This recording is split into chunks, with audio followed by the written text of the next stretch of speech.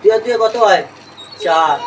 4 3 আর দুয়ে 5, 6 আর 6 12, 7 দুগুণে 14। ঠিক আছে, 5 5 কত হয়? 10।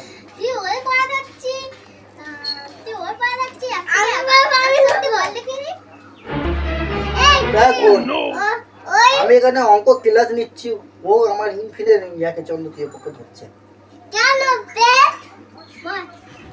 একে চন্দ্র দুয়ে পক্ষ, ছয়ে বেদ, সাতে অষ্টবসু, নয়ে 10 10 অধিক।